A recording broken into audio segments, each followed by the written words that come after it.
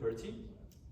As you can see, I'm not Professor Dahlia Malkhi, but I am going to present today on the topic of covenants, and we are going to go deeper into what covenants are, what they unlock, how they look like, how they work. But on a high level, covenants is the proposal to improve Bitcoin by allowing for certain features and use cases. I'm not going to go into it early, but let's get down into the meat of the presentation first. So the plan for today is going to be pretty straightforward. We are going to start with UTXOs, unspent transaction outputs. We're going to essentially get a reminder of what those UTXOs are. Next, we're going to talk about opcodes and Bitcoin scripting, again, for the purposes of reminding ourselves of what that even is. Then we're going to talk about covenants. We're going to talk about what they are. We are going to talk about ways to implement a covenant. And we're going to talk about a very specific use case of covenants called congestion control trees. And we're going to touch on some other use cases as well. Then we're going to talk about the midterm assignment, which is going to be related to the this improvement, covenants.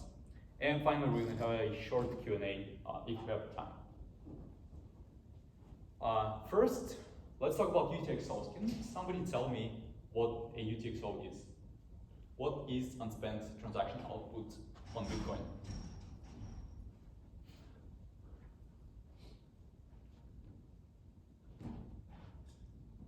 Come on, somebody.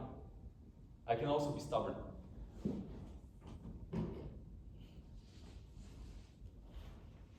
We only learned about it, I believe, last week. So even like a guess, even the idea should be fine.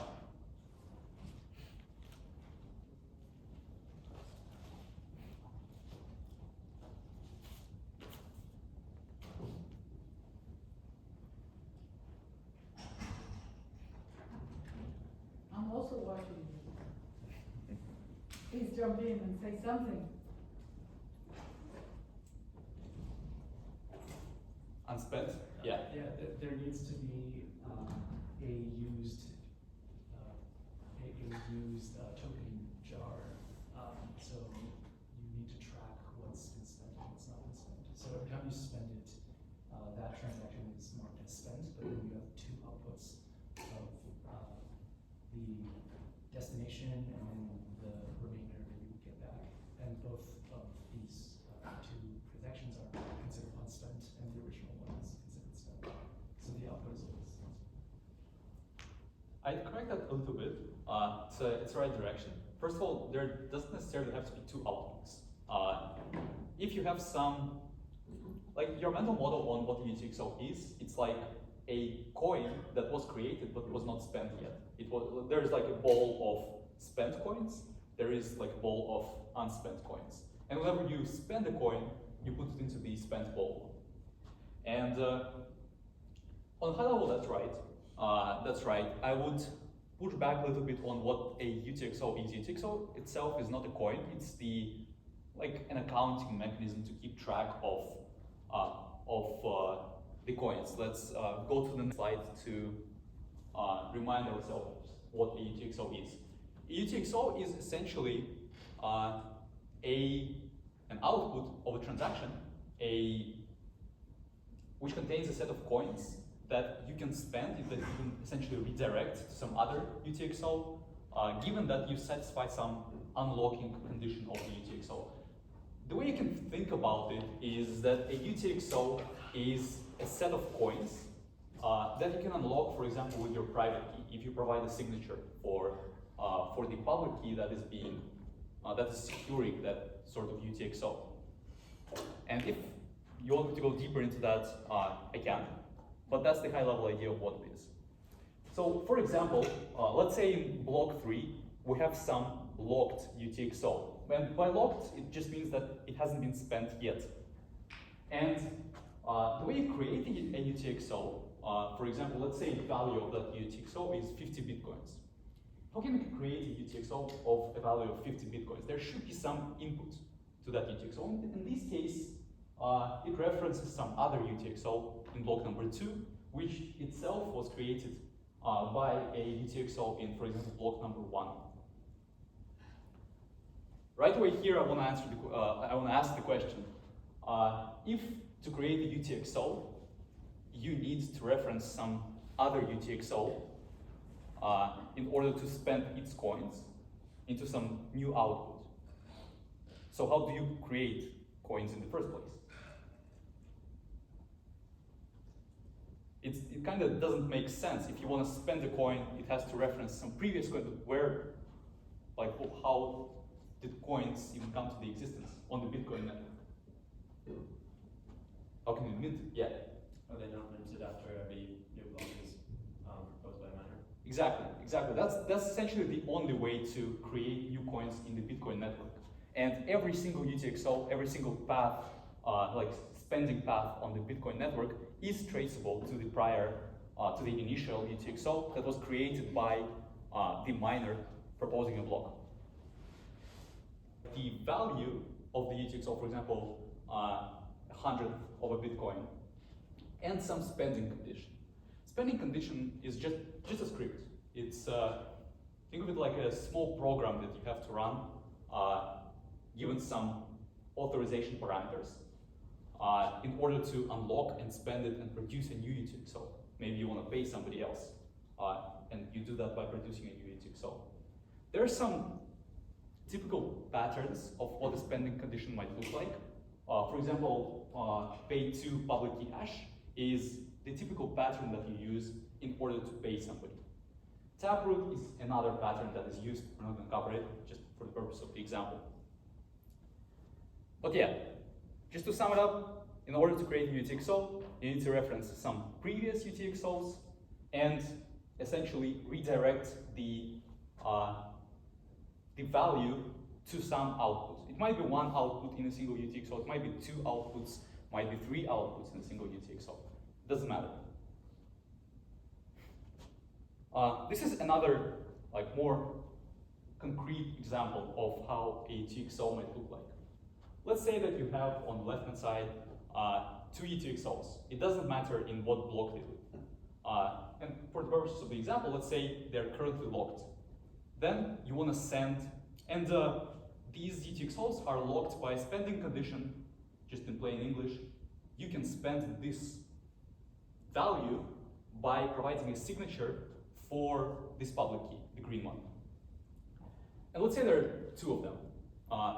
Maybe that public key belongs to me. I suppose I want to pay somebody 0.2 BTC using the Bitcoin network. The way I'm going to do that is I'm going to take those UTXOs and I'm going to use them as the input to the new UTXO that I'm going to create. This new UTXO, the value of it is going to be 0.2 BTC, which is just the sum of the values of the UTXOs I used as the input. And the new spending condition that I'm going to create, it's going to be signature by some other public key. And let's say, Arman, this is your public key. This way I'm paying you 0.2 BTC. I'm transferring the ownership over this value to you. In this case, the output, there's only one output, but I could create multiple outputs. Maybe in a single UTXO, I'm going to pay everybody here for attending this lecture, for example. And I can't, if I tried to create a new, like a third UTXO after I created this one, it wouldn't allow me to do that because I already spent the UTXOs on the left-hand side. All right, just a couple of summaries that we can draw out of this definition of UTXO. Your balance on the Bitcoin network is essentially just the sum of values of all UTXOs that you can unlock and that haven't been spent yet. And that kind of makes sense. You have 10 UTXOs, each have a value of 0.1, and I can unlock them. This means that my balance, my spending capacity, if you will, is just 1 BTC. A Bitcoin transfer is essentially just the creation of new UTXO based on some inputs that you control, and redirecting it towards the ownership of another person. It's a simplistic example, but kind of works like this. And as I said before, a single transaction can create multiple unspent transaction outputs. There can be 10 outputs, there can be 20 outputs, it doesn't matter, so long as the value, the sum of your outputs, is no larger than the sum of your inputs. Let's say if you have 10 UTXOs again as inputs, each having 0.1 BTC, you use them to create a new UTXO that outputs 10 BTC. It wouldn't make sense, you only have 1 BTC, how can you create an output of 20? So this is another condition that you should check. Does anybody know why this is an inequality, or how do you say it in English, I guess, why the condition is not that the sum of inputs should be equal exactly to the sum of outputs, but rather it says the sum of outputs should be less than or equal to the sum of inputs. Why? What might be, like, what happens if I create a UTXO with the sum of outputs being less than the sum of inputs? Does anybody know that? Could you still use a certain amount on one of the UTXOs? Good guess, but as we covered before, like, you can't do fractional spends. There's no case, I believe, in the Bitcoin network to do a fractional spend. If you spend something, you spend it in full. Yeah. Maybe you can split into multiple UTXOs, like a new one. Yes, but let's say if you have one transaction, we're going to cover like what transaction actually looks like, but imagine it as a black box for now, which has some inputs and outputs. Yeah. And suppose that you create 10 outputs in a single transaction, like 10 UTXOs. Yeah. But still, the sum of the output values is going to be less than the sum of the inputs. Like, if you will, you're spending less than you put in a sense. What happens to the difference? It's just lost. Almost, actually. Almost. It's a good guess. Actually, it goes to the miner of the block. The Bitcoin network just hardcodes this condition that if you, by mistake, or by not a mistake, if you make this like incorrectly formatted UTXO where the sum of outputs is less than the sum of inputs, it just goes to the miner as a fee. And actually, there have been, I remember it now, there have been some cases when people lost an incredible amount of value on Bitcoin network, like hundreds of thousands of dollars, because they incorrectly formatted their transactions. Yeah, just a fun fact. All right, before we go into opcodes, any questions on UTXOs? Perfect. So opcodes are individual operations that comprise the spending condition or the unlocking condition in the Bitcoin scripting language. Last week we covered a couple of those opcodes present in the Bitcoin network. For example, opcode hash, opcode check sig, which checks the signature over the transaction. And there's also an opcode add, which can add two numbers, for example. Very basic. So it's very similar. I like to think about it as very similar to how instructions work in, for example, hardware. Like if you covered MIPS, in hardware you have instructions, and they also individually can do some minor operations like adding, loading something from the memory, storing something to the memory. I like to think about this as if it's something like that, but in the context of the Bitcoin virtual machine. One kind of spending condition that is very popular, or was popular at the time, now it's slightly different, it's called pay to public key hash. And the spending condition for pay to public key hash looks relatively simple. It's the script here on the right hand side. It's exactly, if you were here last week, it's exactly the same thing. as we covered last week. And what it does is it just does a simple transfer. Essentially, if you have a UTXO, if you have an output that is protected by this particular spending condition, you can unlock it if you are the owner of the private key that belongs to the public key, which hash is inside the spending condition. Might be a bit confusing now, but we are going to go over the example. Let's say there is a pay to public key hash protected UTXO.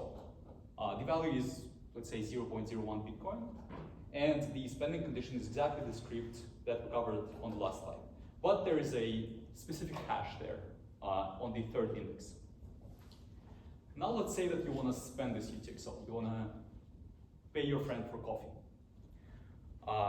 The way you do that is by providing the unlocking script.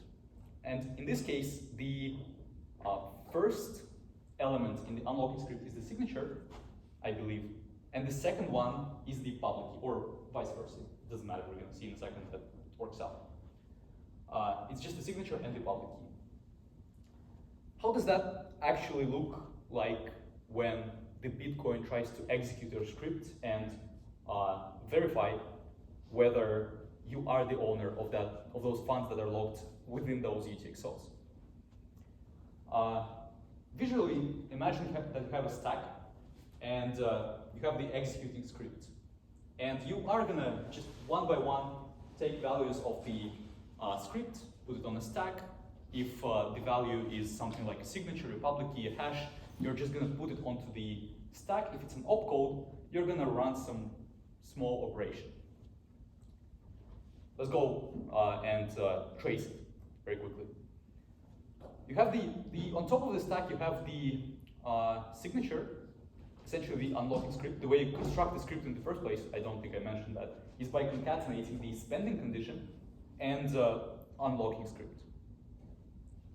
All right, the top of your script right now is the signature. Just go ahead and put it on a stack. Then you have the public key. You are gonna also put it on the stack. And I mean, the signature went up because that's how stacks work. It's kind of like a queue.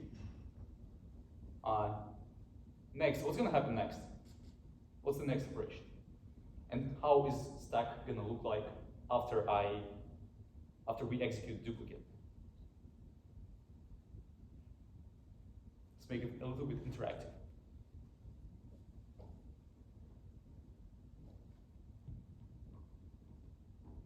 Yeah. You'll have another, I guess, 0x deadbeef on top of the existing one. Almost. Yeah, you're right. It's just there are different ways to visualize the stack here, and sorry about that. The top of the stack is on the bottom. Like you put things from the bottom and you take from the bottom like this. You take from the bottom? Yeah. Like the top of the queue is here. Okay. But you're almost right. Okay, so then it's the 0, 1, 2, 3. Yeah, you're gonna exactly. You are gonna duplicate the 0x123, the hex of the public key. So does the up do always point to the first thing in the stack? Yes. Okay. It's gonna take the first thing in the stack and it's gonna duplicate it, and you're gonna have two of them. The next one is hash. What's gonna happen if we run that upload? Yeah. It hashes the first value of this. Yeah, exactly. It's gonna take the duplicate that we just created and hash it. Super simple. That's what we're gonna get after we run the hash opcode. I mean, what's gonna happen next, I hope, is self-explanatory. We're gonna put the hash from the script onto the stack. And now our stack looks like this. You know what I'm gonna ask next. What's gonna happen if I run equal verify?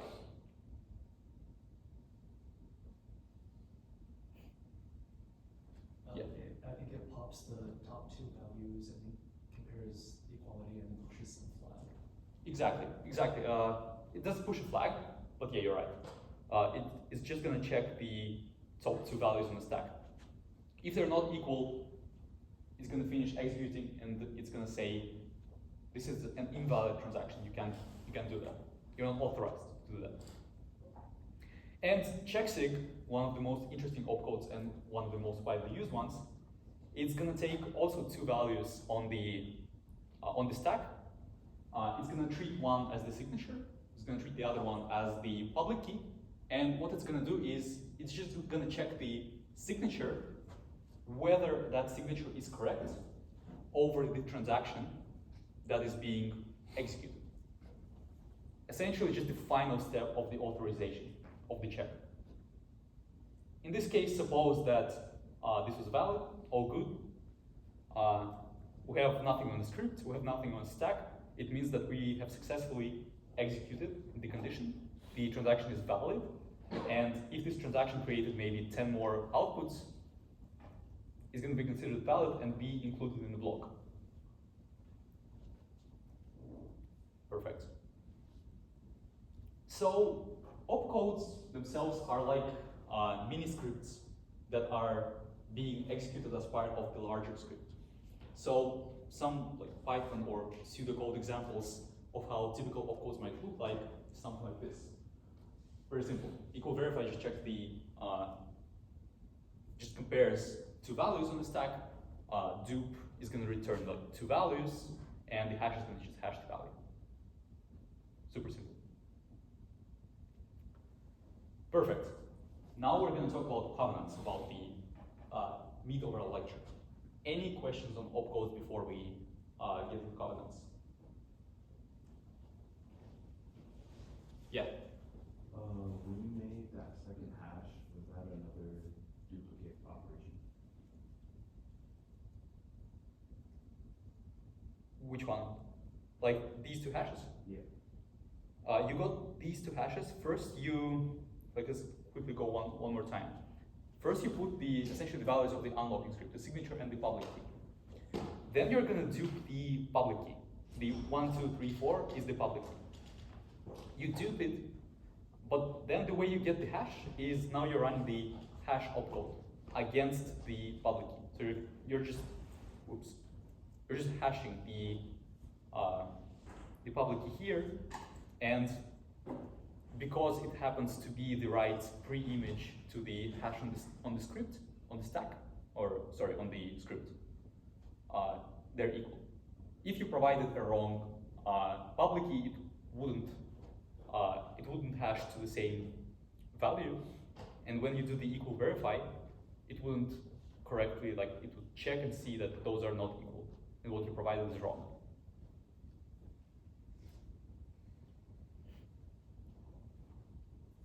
Other questions? I think the question was if the instruction is not an opcode, it just pushes the value to the stack. Yeah, exactly.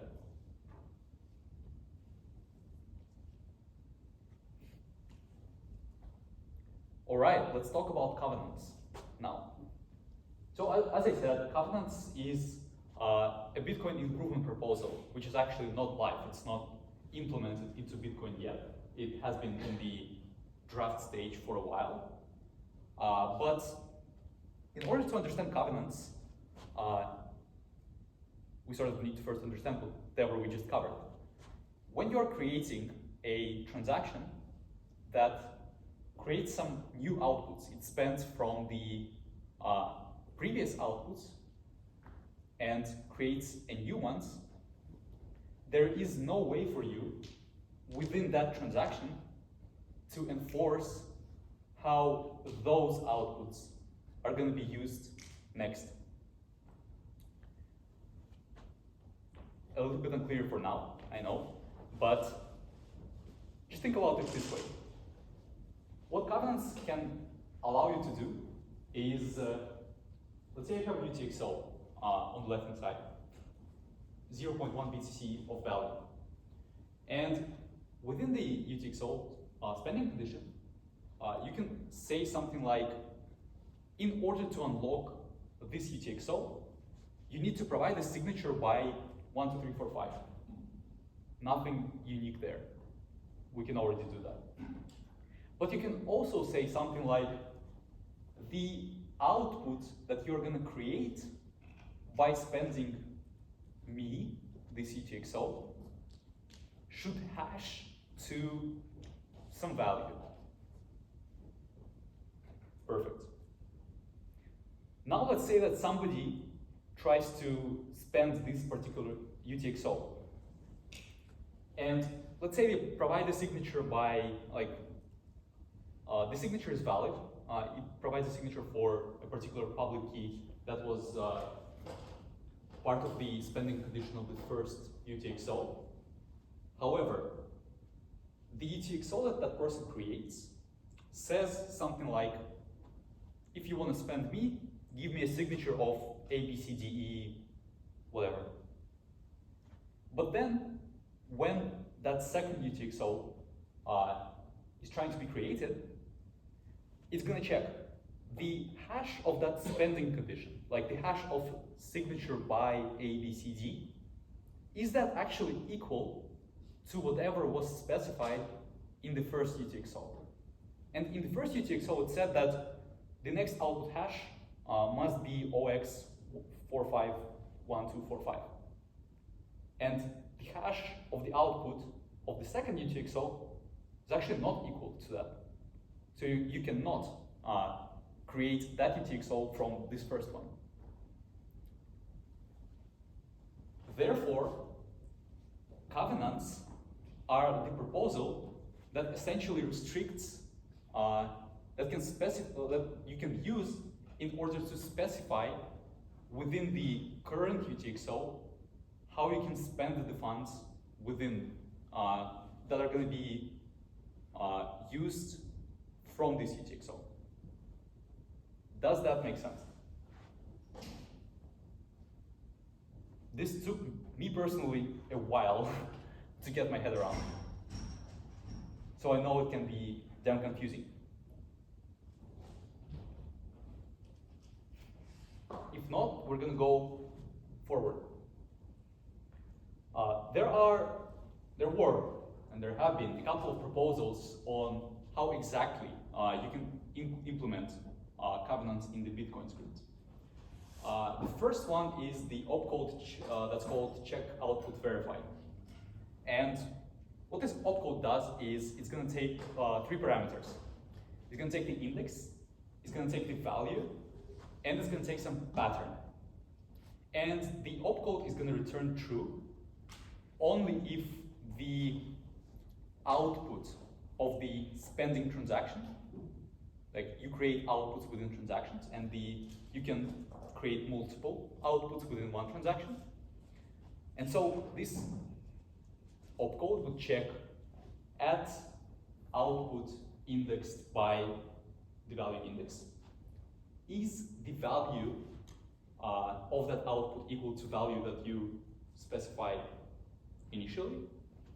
And is the script that's attached to that UTXO is equal to some pattern?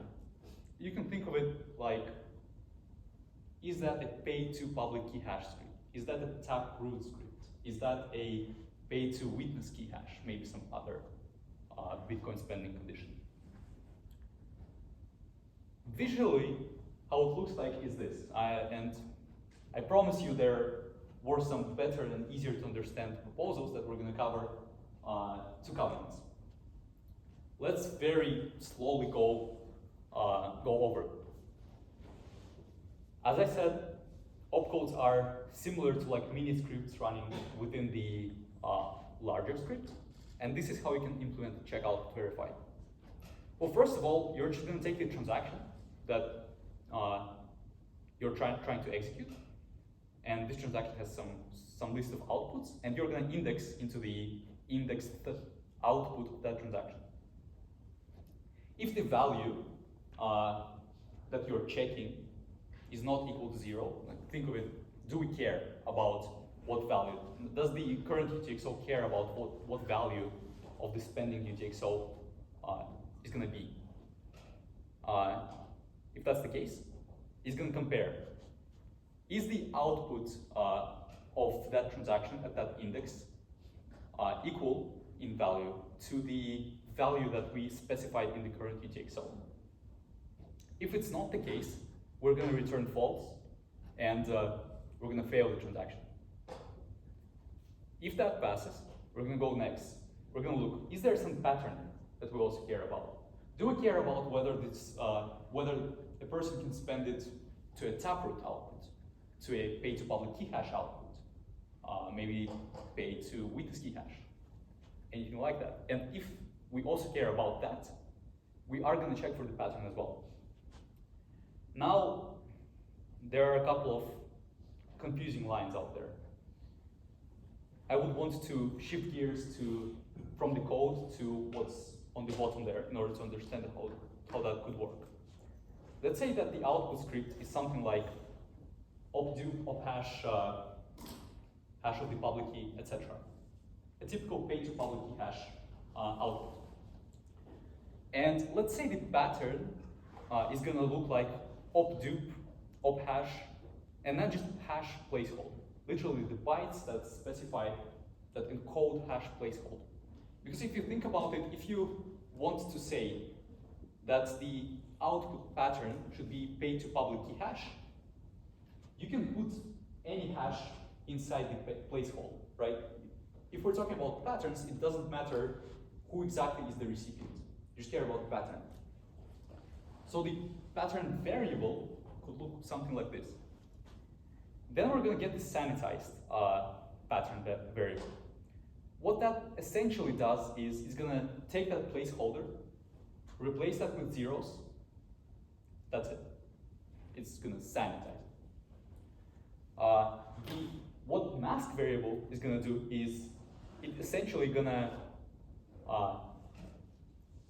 everything that wasn't changed to zeros is going to replace by ones. Again, if you took something like CS154, it's going to be more familiar to you than maybe for the rest of the people. But essentially what we're trying to create here is a mask that if we AND, like the logical operator AND, if we AND against the actual script that we're trying to create, it's going to zero out the hash of a public key because we don't care about it. In our case, the mask might look something like this. It's just ones, and in place of the hash placeholder, it's going to be zeros. And then let's get back to the actual script that we're trying to create, the script that logs the particular output at index. In binary, it might look something like this. I mean, each opcode in machine language, it's not actually opdupe or ophash. It's actually some sequence of bytes. And suppose that dupe looks like the first chunk of bytes, hash looks like this, the other one, etc. And so what you're going to do is you're just going to AND the mask and the binary representation of the script in order to, again, zero out the hash of the public key bytes. And only then you are going to compare it to the sanitized pattern. If they're the same, sweet.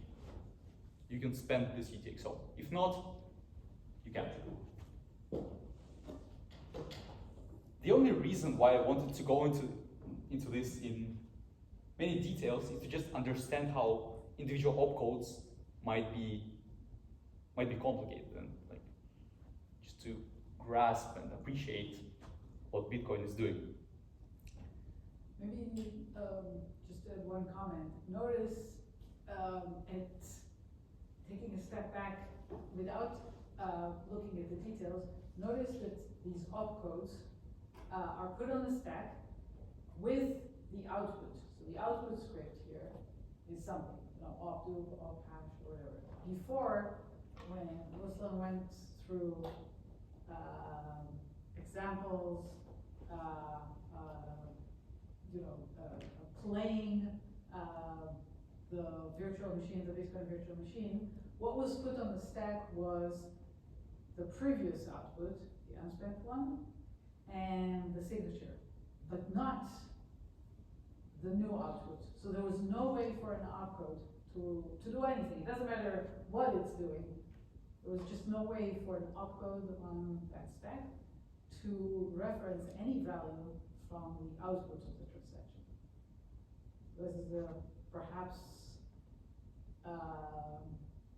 really important to note that the first thing that these new opcodes are doing, and this change is doing, is allowing opcodes in the script to reference what is going to be not just the signature, but also the output of the new transaction. And then they're doing, whatever these new opcodes are doing. Check, output, verify is doing all these interesting things.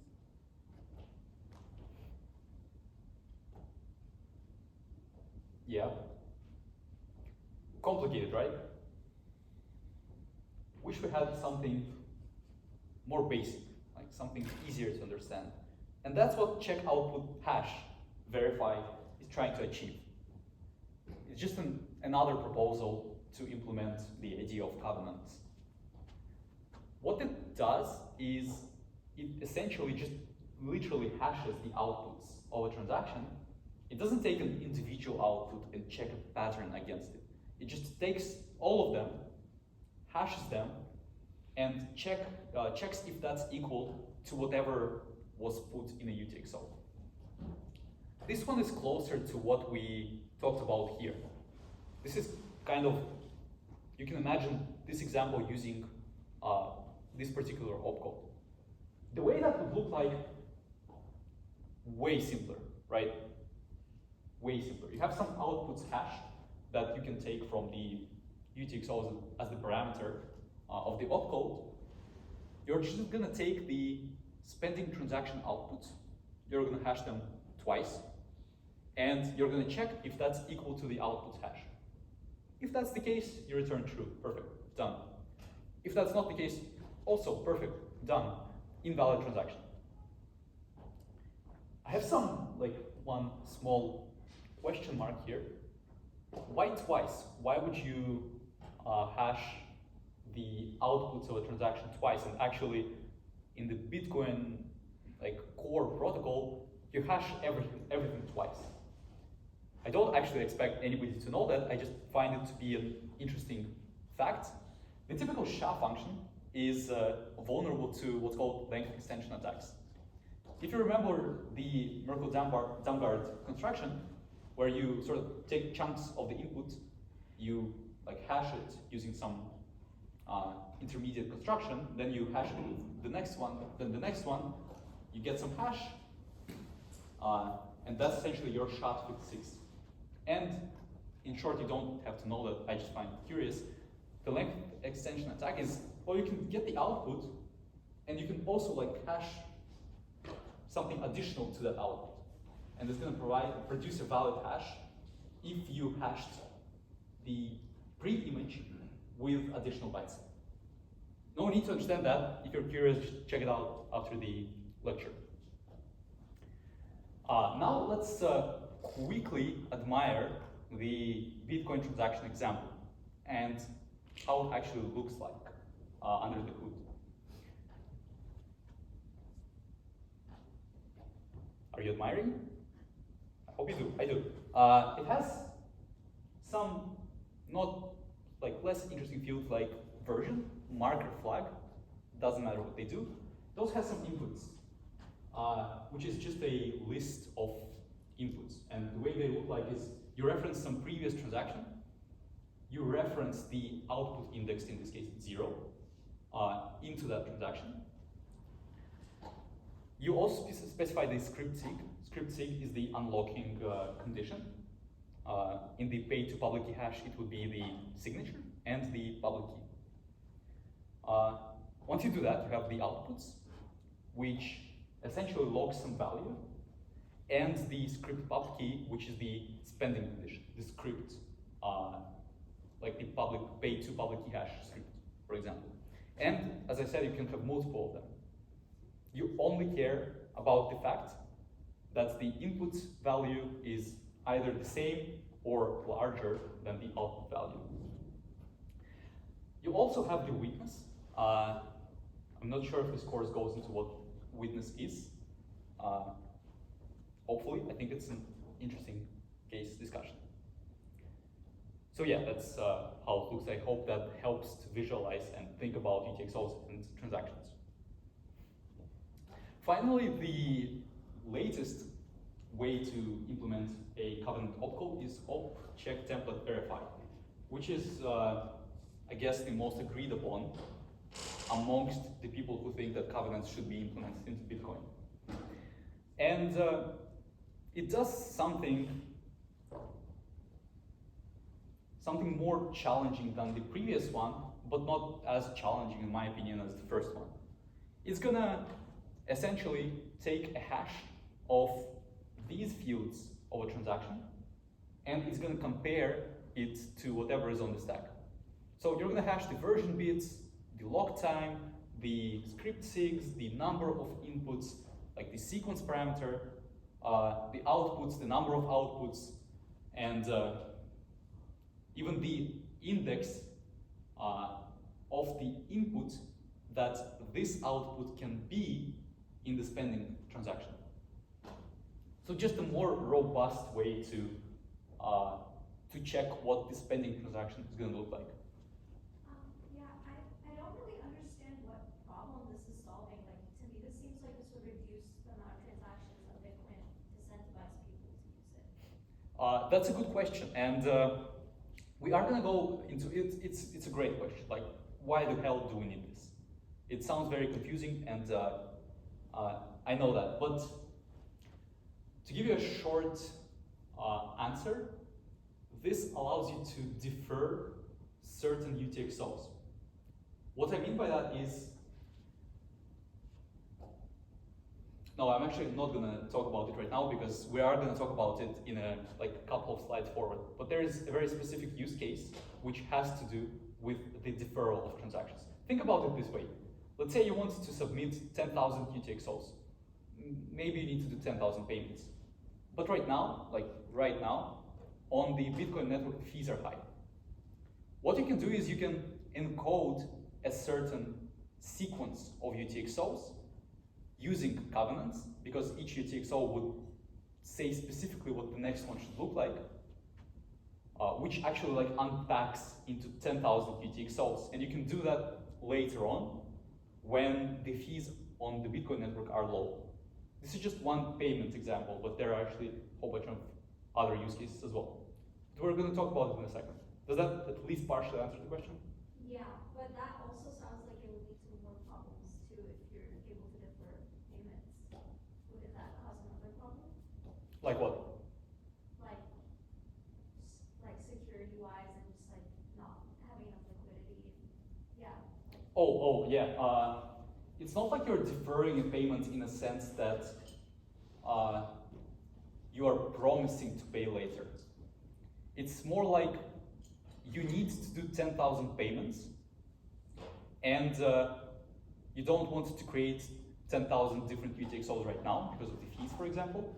So you can fund one UTXO. Let's say you need to pay 1 BTC per recipient, so you fund one UTXO with 10,000 Bitcoins right now. And the only way to spend that UTXO is to unpack it into 10,000 payments later on. So you still offer the liquidity now? Yeah, the liquidity is locked now. Okay. That's correct. It's like an escrow, kind of. But you can unpack and actually commit and finalize it later on. Okay, that makes sense. Thank you. Of course. Kind of covered it just now. But the use case, the dominant use case of covenants would be to create those deferred UTXOs that are chained together in a specific way. Let's talk about it right now.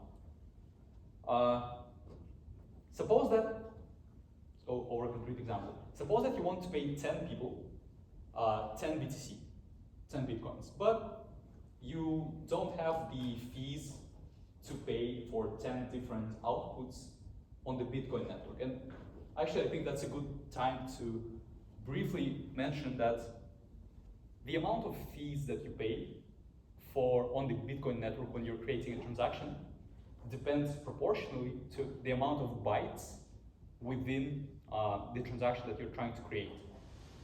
And the amount of bytes inside the transaction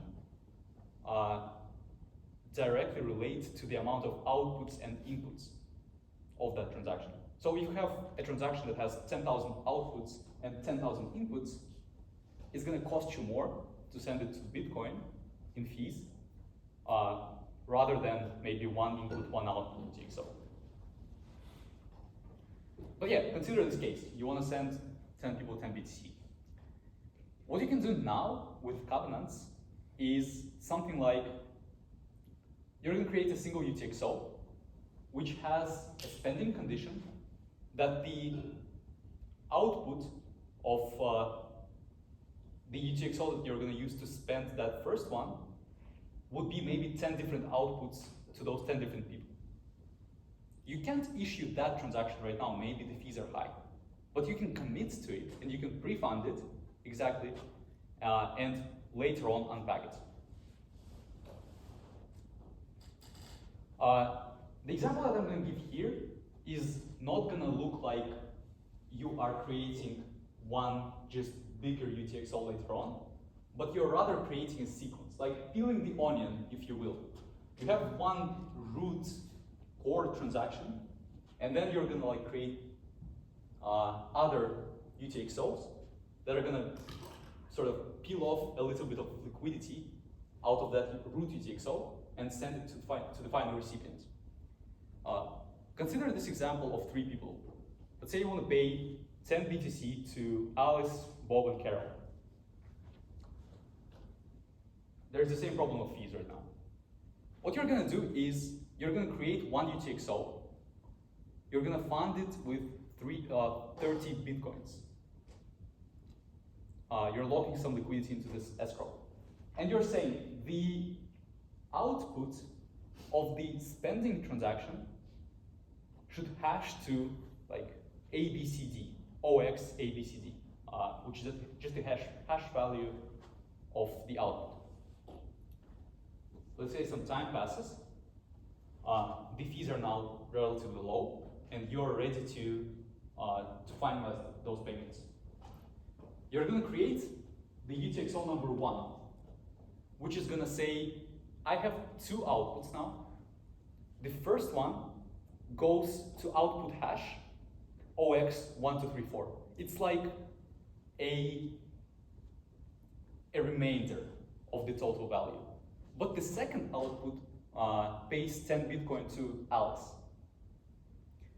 And the script is actually going to check. It's going to take those 2 outputs, it's going to hash them, and it's going to check, is it equal to ABCD, to whatever was specified in the root funding UTXO?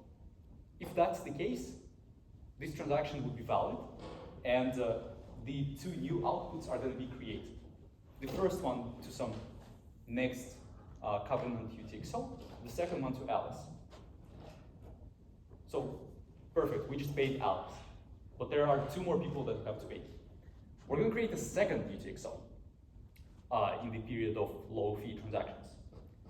The first output of that UTXO is going to be to the hash like 4321, whatever it is. Think of it as a remainder of the entire onion of liquidity.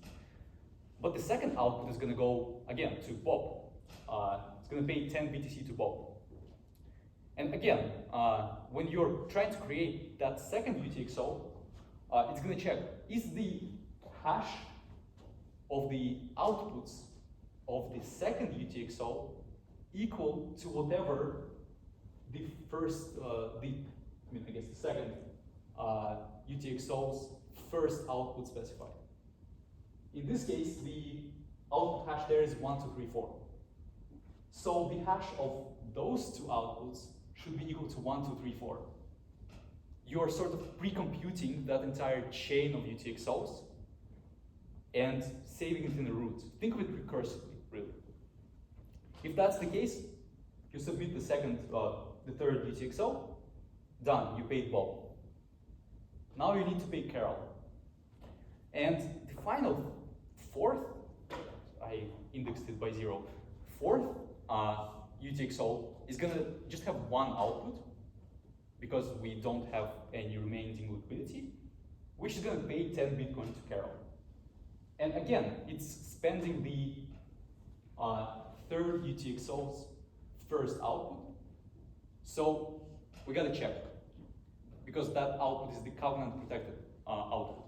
We gotta check, is the hash of the outputs in the final UTXO equal to whatever is specified in that previous UTXO? And in this case, consider it is. So finalize great. We just paid Carol. And we're done in this 3-person example. Who, right? Does that make sense? Any questions on this linear example?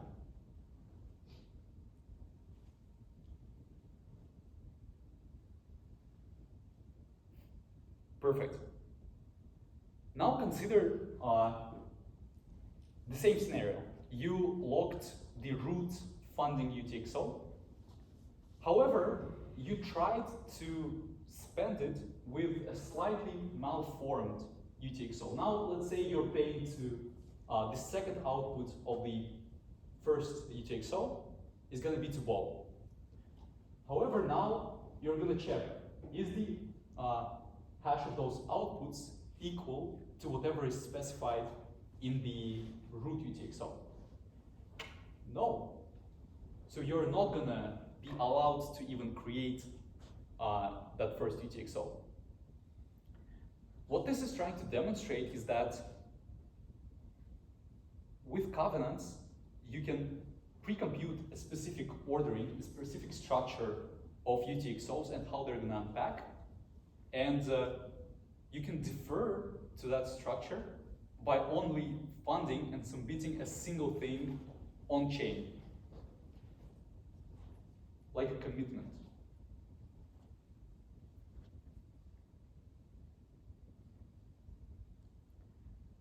This is just a larger example of what we talked about.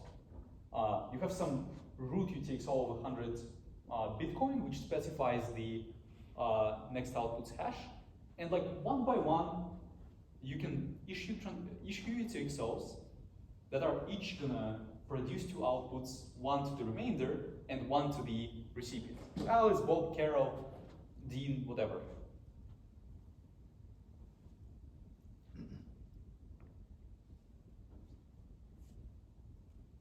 What's the problem with this? Kinda showed what's the problem on the next slide, but suppose that nobody saw that. What are some problems with this? Let's do this, with this linear example.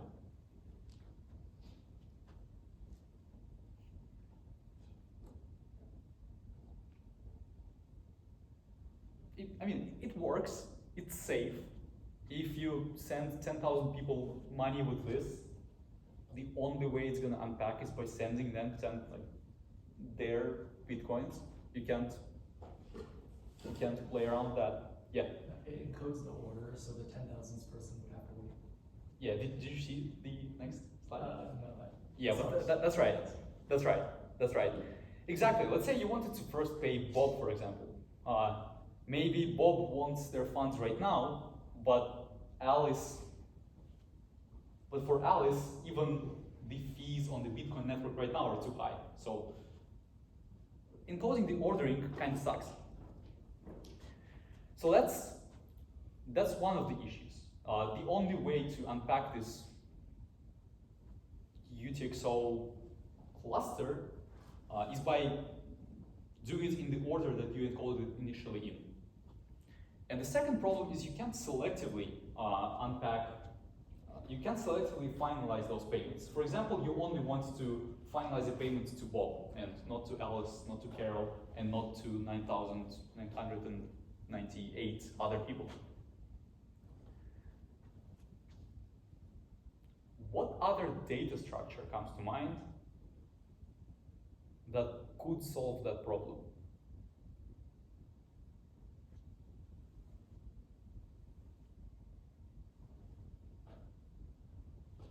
The first one is kind of like a linked list, in a sense.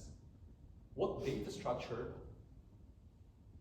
could we use here to solve those particular problems?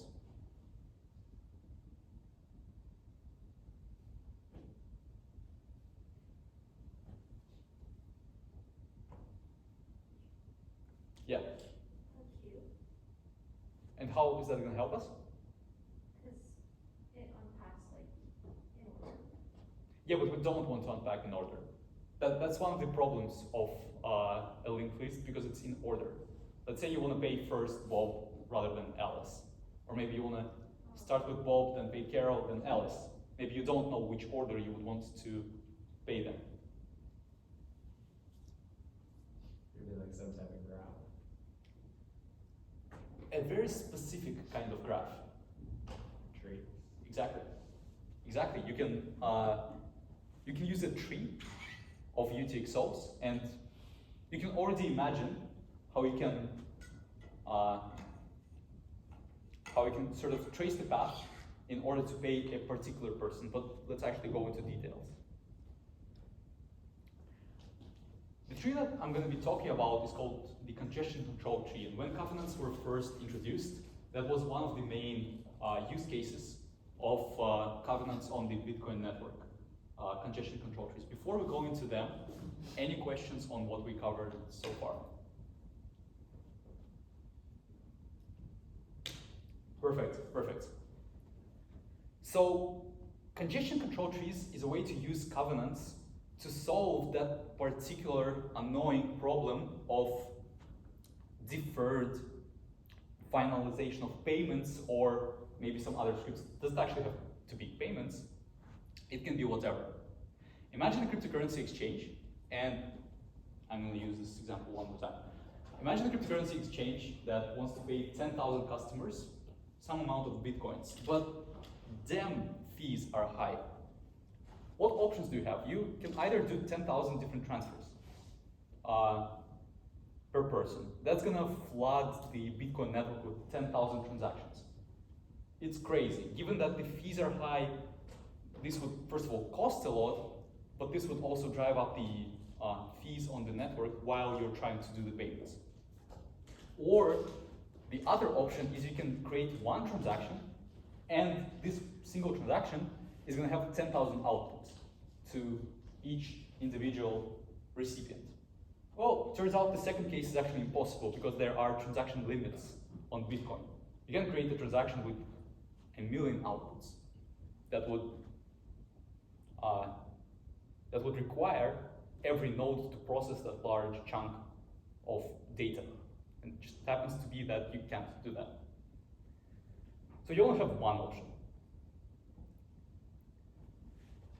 What an exchange can actually do in order to do this payment is by utilizing a covenant opcode, check CTV here stands for check template verify, in order to encode the tree structure of payments where the leaves of the tree are individual payments, maybe Alice, to Bob, to Carol, to whoever. And the intermediate node are just covenant encoded structure nodes, let's say, that you're going to use to unpack and get to the, finally to the leaves of the tree. What the exchange is going to do is it's going to pre-compute this structure.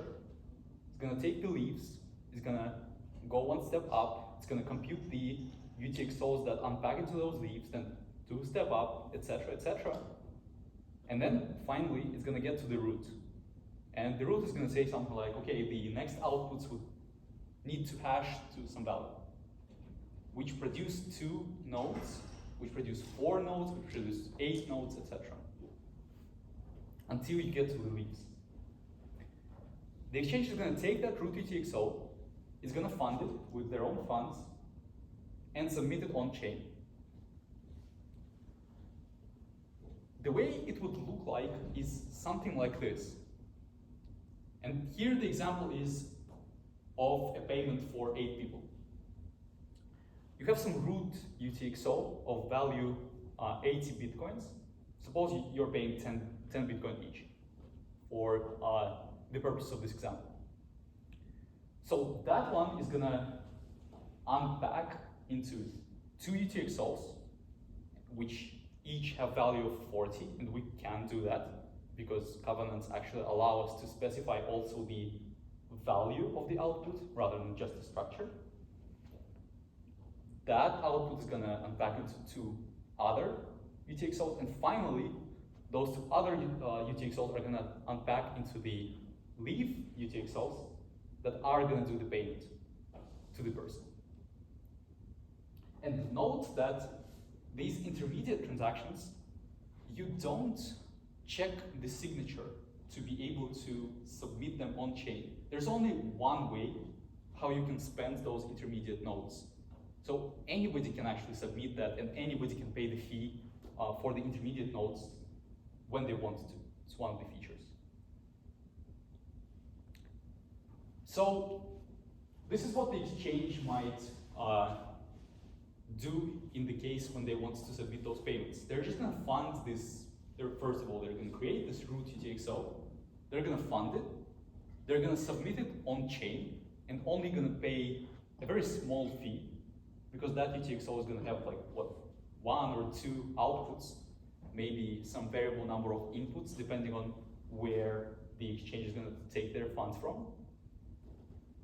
And that's it, just one commitment. It's gonna go to their users on their platform, and they're gonna say, okay, I submitted this UTXO.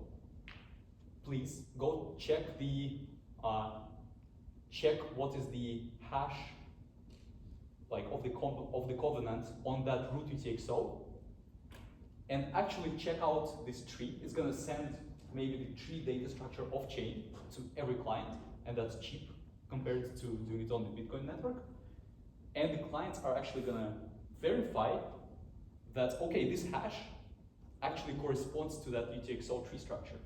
And the only way to unpack that hash, to unpack that UTXO, is by unpacking it into this structure.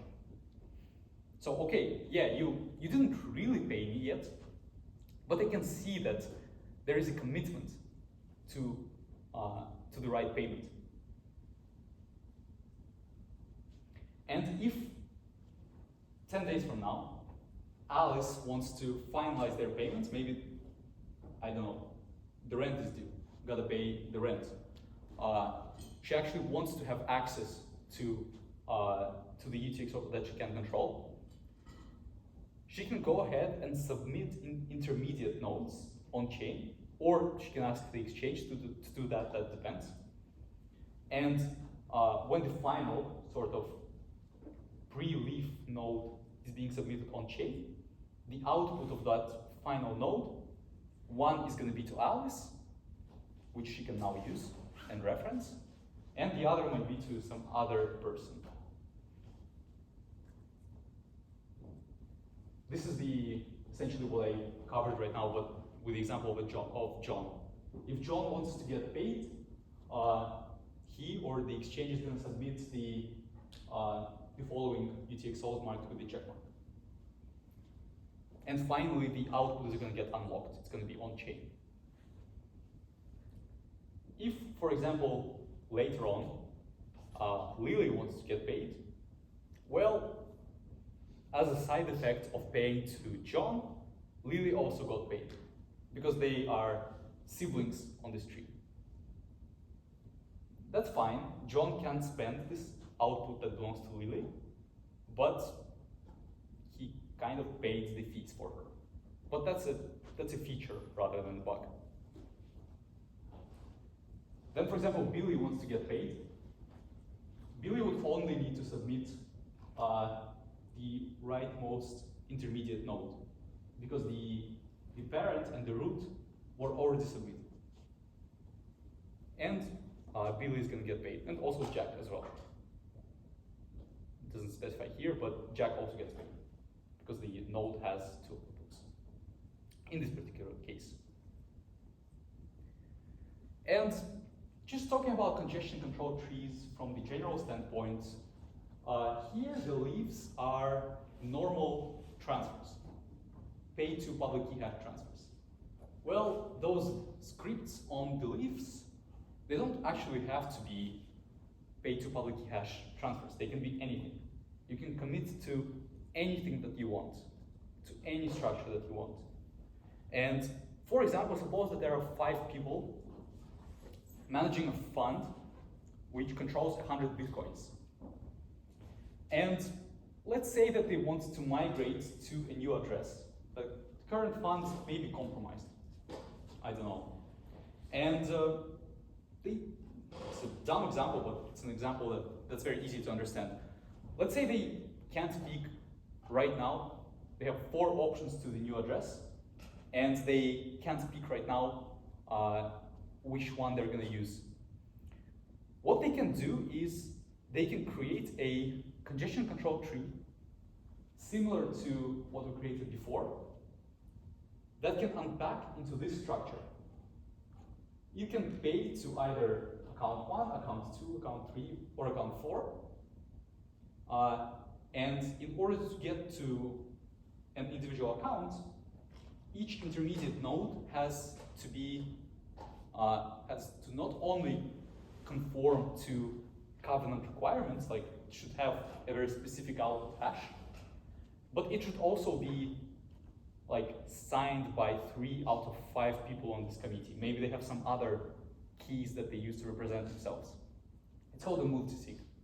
Like, you're authorizing some action on the chain by a committee rather than one key. So maybe later on when they decide that, okay, we're gonna actually move these funds to account number 3, they are gonna submit this, you see, this intermediate node, they're gonna co-sign it, and then let's say they're gonna submit like the final transaction to account 3. So just realize that these drawings here are a little bit inconsistent, but it gives the idea. Any questions on congestion control trees, on covenants, on opcodes, on UTXOs? I think I rushed a bit through the final couple of slides because we're close to time. So feel free to ask me questions.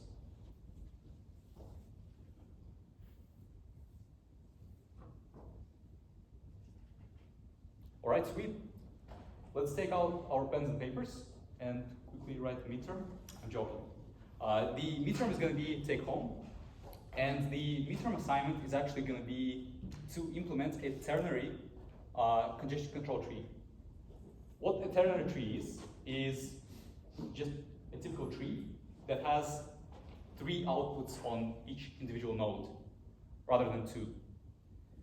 And so, yeah, that's going to be the assignment. You would have to work directly with UTXOs, and you're going to directly work with a copy of the Bitcoin node running on your local machine. So it's going to resemble the Bitcoin network as closely as it possibly can. So additionally, you would not only code the creation of the congestion control tree, you would also need to, well, obviously write code that submits this congestion control tree on chain, on your local node. And there should also be code that unpacks selectively a single payment on this tree. Maybe you want to pay to, like, let's think of the leaves as individual payments. Maybe you want to pay to person number 63. You would need to write support for that. And you would also write the support to unpack the entire tree. Any questions on midterm? It's, by the way, it's just the demo. Like, there are, the actual assignment is going to be way more comprehensively written and explained, of course. Yeah? Is this like Python or what language? It's going to be in Python, yeah. There's, as I said, covenants are not implemented on the actual Bitcoin network, but there is a fork of the Bitcoin codebase called Bitcoin Inquisition, which implements a couple of opcodes that are in draft, and covenants are one of them. So yeah, you're going to be working like with the direct production grade codebase. Yeah. I'm just curious what your take on this is. Like, are you an advocate for covenants in Bitcoin? No. I'm personally not, because I think that Bitcoin should be as simplistic as possible. That's the whole ethos of the Bitcoin network, but I understand people who advocate for that. There are a lot of products that are built on top of Bitcoin, for example, Lightning Network, which could really use something like Covenant opcode. But I'm personally, nah. It's my fault, I made it.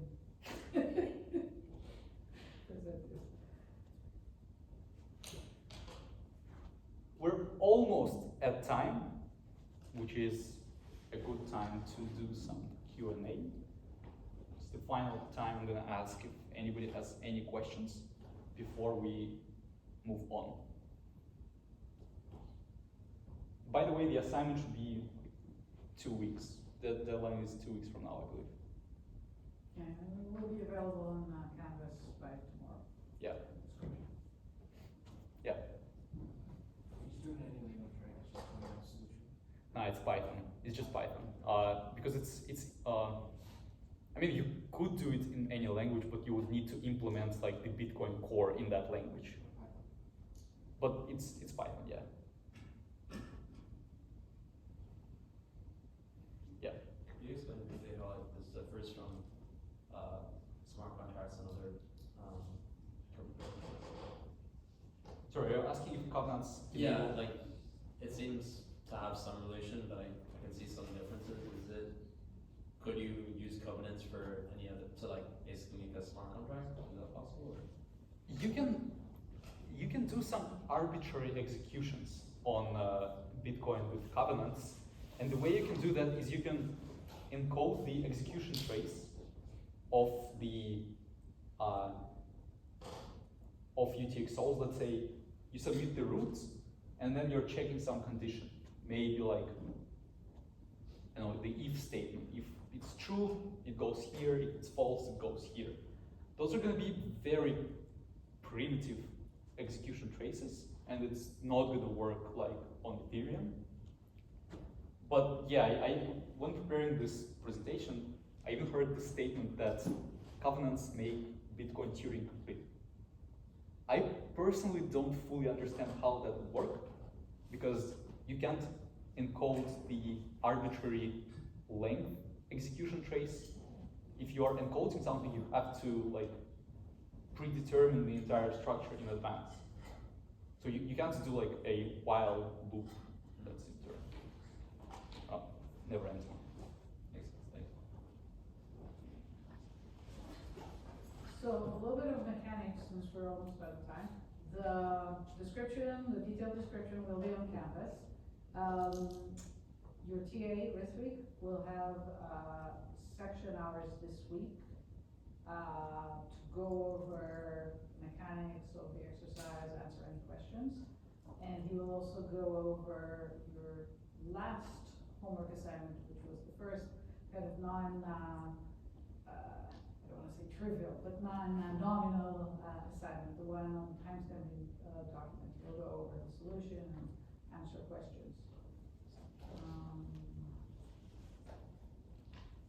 Yeah, and then you have 2 weeks.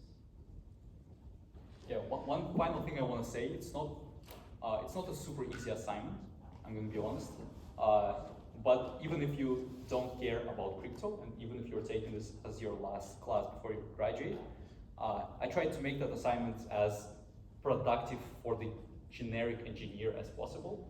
I truly think that if you implement that yourself without using like Claude and stuff, it's going to make you a better engineer. And yeah, even if you don't go into crypto at all. Thank you.